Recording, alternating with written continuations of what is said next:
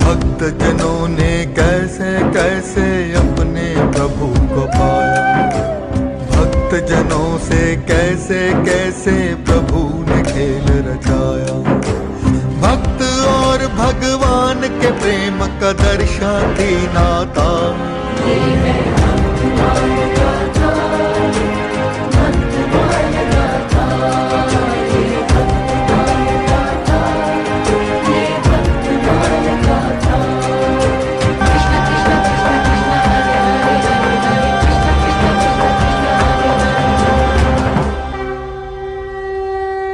जय श्री राधे, जय श्री कृष्ण। भक्तमाला गाथा धारावाहिक अंतर्गत क्रम संख्या भाग 7 में कल आप सब दर्शकों ने देखा गोस्वामी तुलसीदास जी एवं श्री नाभादास जी का मिलन, और यहीं पर गोस्वामी तुलसीदास जी का परम पावन जीवन चरित्र लिखा है वृंदावन में पूज्य श्री नाभा जी ने, और अपने भक्तमाल ग्रंथ का समापन किया, पूर्णाहुति की। और यहीं पर पूज्य श्री नाभा जी ने और साथ में और भी वृंदावन के संत सभी ने गोस्वामी तुलसीदास जी के चरणों का प्रक्षालन किया और सभी ने चरणामृत लिया। ये घटना है आज से लगभग 500 साल की। आप सुनकर और देख करके आश्चर्यचकित होंगे कि 500 साल पहले की घटना, वो चरणामृत गोस्वामी तुलसीदास जी का आज भी वृंदावन में रखा हुआ है, और हमारे पास पहुंचा हो गोवर्धन दान घाटी लक्ष्मी नारायण मंदिर में पूज्य श्री पंडित जी के पास से। उनकी सेवा में रहते थे पूज्य श्री मास्टर बाबा, तो उन्होंने हमको ये अमूल्य निधि दी है गोस्वामी तुलसीदास जी का 500 साल पहले का चरणामृत। मैं इस समय आपको दर्शन करा सकता हूँ। ये है गोस्वामी तुलसीदास जी के चरणों का अमृत चरणामृत। आज से 500 साल पहले पूज्य श्री नाभा जी ने गोस्वामी तुलसीदास जी के चरणों का प्रक्षालन किया था। तो ये चरणामृत पूज्य श्री पंडित जी के पास गोवर्धन में, वहां से पूज्य श्री मास्टर बाबा ने कृपा करके हमको दिया। तो इस जल में हमने और भी जल मिला दिया जिससे कि ये सुरक्षित रहे, क्योंकि कम होता तो धीरे धीरे सूख जाता। तो इसलिए हमने इसमें चरणामृत में और जल मिला दिया। तो ये है गोस्वामी तुलसीदास जी का चरणामृत, 500 साल पुराना। हमारे पास और भी है चरणामृत कई महापुरुषों के जिनके हम नाम नहीं ले सकते, और यहाँ तो भीड़ लग जाएगी। 500 नहीं, 1500 साल पुराने संत का चरणामृत भी हमारे पास रखा है, और लगभग 20 संतों का चरणामृत, प्राचीन संतों का हमारे पास आज सुरक्षित रखा है, और महापुरुषों की चरण रज भी हमारे पास है। और ये शिक्षा हमने ली थी भक्तमाल ग्रंथ को पढ़ करके। संतों का चरणामृत, संतों की चरण रज, संतों की चरण रज, हजारों संतों की चरण रज हमारे पास सुरक्षित रखी हुई। तो मैं एक बात बताना चाहूंगा, वो ये श्री गौरांग महाप्रभु जी के परम कृपा पात्र श्री गोपाल भट्ट जी, श्री गोपाल भट्ट जी के परम कृपा पात्र हुए हैं श्री निवासाचार्य जी, और श्री निवासाचार्य जी के परम कृपा पात्र हुए हैं श्री मनोहर दास जी, और मनोहर दास जी के परम कृपा पात्र हुए हैं श्री प्रिया दास जी महाराज। ये प्रिया दास जी तब हुए जब भक्त श्री नाभा जी को साकेत धाम में पधारे 100 वर्ष हो चुके थे। तो साकेत धाम में प्रवेश के बाद पूज्य श्री नाभा जी महाराज अपने सिर छोड़ने के 100 साल के बाद श्री प्रिया दास जी के सामने प्रकट हुए, जो श्री मनोहर दास जी के शिष्य थे, और उनको आज्ञा दी कि मैंने 100 साल पहले जो ग्रंथ लिखा, भक्तमाल ग्रंथ,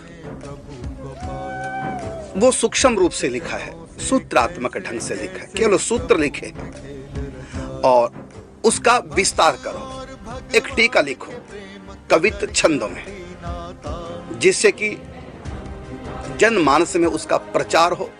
और मैंने जो सूत्र दिए हैं संतों के चरित्र के, उन सूत्रों का विस्तार करने से भक्तमाल ग्रंथ जन साधारण के लिए सुलभ हो जाएगा, समझना भी आसान हो जाएगा। और इतना कह करके अंतर्धान हो गए पूज्य श्री नाभा जी। उसके बाद श्री प्रियादास जी ने कविता छंदों में टीका लिखी है। ये भक्तमाल गाथा के 100 साल के बाद। तो इसी टीका के आधार पर हमने चरित्रों को लिया है। अब हम चरित्र लेते हैं भक्तमाल गाथांतर्गत भक्तमाल के सुमेरु गोस्वामी तुलसीदास जी का। देखिए गोस्वामी तुलसीदास जी का परम पावन चरित्र। परम पिता परमात्मा के लाखों भक्त अखंड भारत की इस देव भूमि पर अवतरित हुए हैं, किंतु उनमें से कुछ ऐसे दिव्य अवतार हैं जिन्हें समस्त ब्रह्मांड नमन करता है। युग बीत जाएंगे, काल खंड बनते रहेंगे, किंतु ये महापुरुष सत्य सनातन के सिरमौर रहेंगे। ईश्वर की अपार भक्ति के लिए जन्म लेने वाले संत महात्मा अवतारी पुरुषों के जीवन में त्याग, समर्पण और निष्ठा के साथ घनघोर दुखों और संघर्ष की अनंत कहानियां होती हैं, किंतु वे कभी भक्ति मार्ग से विमुख नहीं होते। भगवान श्री राम का संपूर्ण जीवन चरित्र लिखकर रामचरितमानस नाम के महान ग्रंथ की रचना करने वाले संत शिरोमणि गोस्वामी तुलसीदास जी भी बाल्यकाल से ही ईश्वर के परम भक्त थे।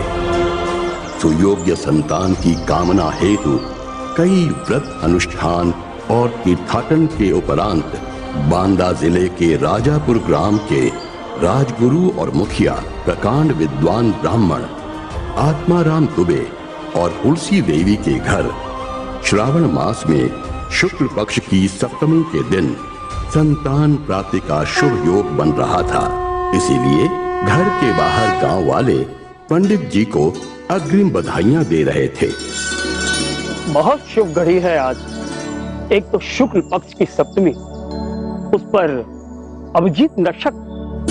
इस दिव्य मुहूर्त में आपके यहाँ संतान का होना परम सौभाग्य की बात है। अब ईश्वर की अनुकंपा है। मैं स्वयं संतान की कामना वर्षों से कर रहा था, किंतु आज प्रतीक्षा समाप्त हुई है। आप हमारे गांव के मुखिया हैं और हमारे राजगुरु भी हैं। आपके यहाँ संतान प्राप्ति होना हम सबके लिए अति प्रसन्नता का विषय है। और ये सूचना मिलते ही हम सब लोग यहाँ चले आए। आप सभी महानुभावों का हार्दिक आभार। पंडित जी, शीघ्र प्रस्तुति गृह में चलिए। हमारा कुलदीपक आ गया। अपने ज्ञान और शौर्य से हमारे परिवार की परंपरा को आगे बढ़ाएगा। चलिए पंडित जी। इतनी भयभीत क्यों हो? सब कुशल तो है? कुछ कुशल नहीं है पंडित जी। आपकी पत्नी ने एक विचित्र पुत्र को जन्म दिया है। ये कैसी मूर्खतापूर्ण बातें कर रही हो? क्योंकि बात ही कुछ ऐसी है पंडित जी। पहेलियां ना बुझाओ, अब हमें शीघ्रता से बताओ। आपके घर बहुत ही अद्भुत बालक ने जन्म दिया है। पंडित जी का पुत्र है, अद्भुत तो होगा ही। इतने प्रकांड विद्वान ब्राह्मण का पुत्र विद्वान और ज्ञानवान ही बनेगा। समझ आती हूँ पंडित जी, किंतु ऐसा नहीं है। बालक जन्म लेने के बाद बिल्कुल रोया नहीं है। बालक देखने में भी हष्ट पुष्ट दिखाई देता है। उसके मुख में पूरे 32 दांत हैं। ऐसा कैसे संभव है? जन्म के समय मनुष्य की संतान दंतविहीन होती है।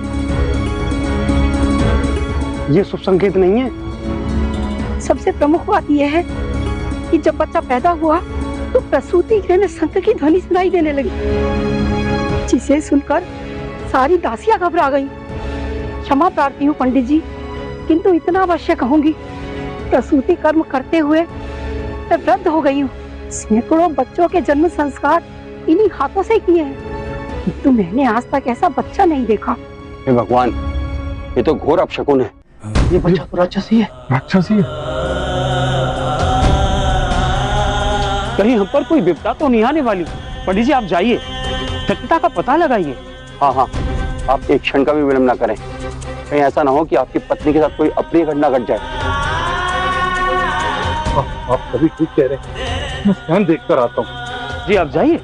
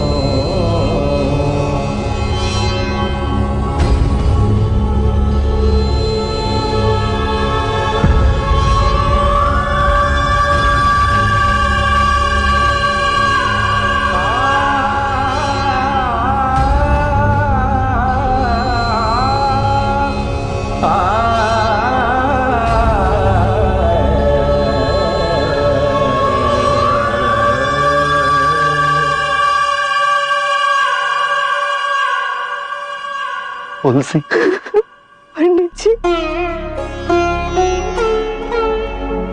ये सब लोग कैसी बातें कर हमारे संतान के लिए?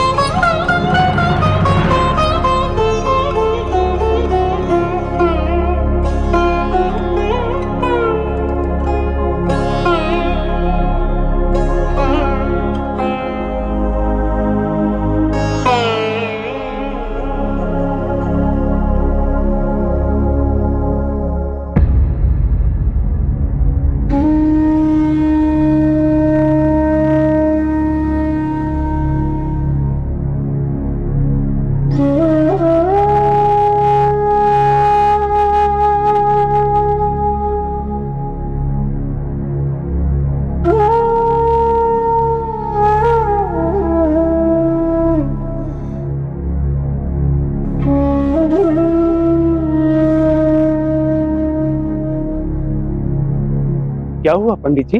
सब कुशल तो है ना? कुछ भी कुशल नहीं। न जाने मेरे कौन से पूर्व जन्म के पाप का परिणाम जो इस बालक का जन्म मेरे घर में हुआ। इसका अर्थ तो यह है कि दासी जो कह रही थी वो सत्य है। हाँ, सत्य है। अब तो हम स्वयं अपने नेत्रों से देखकर आए हैं। ये तो घोर अनर्थ है पंडित जी। क्या वो बालक जीवित है?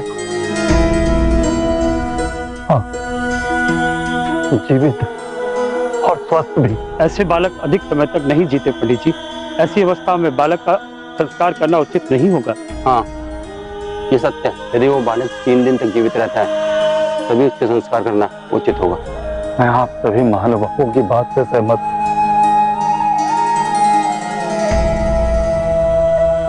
अगर ईश्वर की कृपा मुझ पर हुई तो 3 दिन होने से पूर्व ही इसकी मृत्यु हो जाएगी।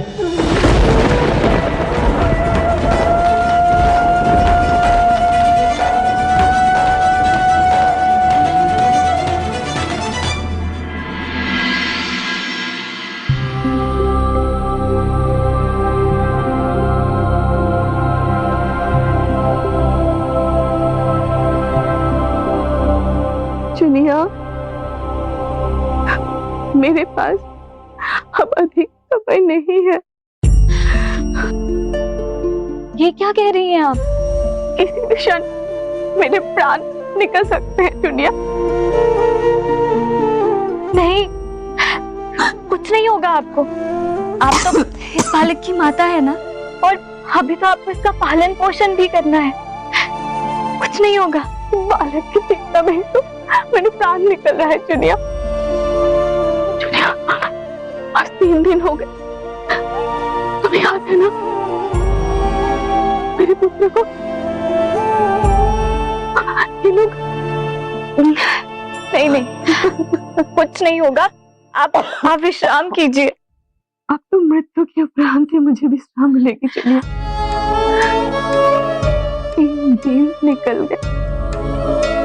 यदि मुझे कुछ हो जाता है चुनिया तो ये सारे पढ़े लिखे विद्वान और पंडित लोग मेरे बालक को जीते जी जमुना में बहा देंगे चुनिया। नहीं, ऐसा कुछ नहीं होगा। चुनिया, तुम्हें मेरा एक कार्य करना होगा चुनिया। जी पंडिताइन जी, आप बस आदेश दीजिए। आप जो कहेंगी मैं करूंगी ना। मेरे लाल को मेरे पास लाओ। जी।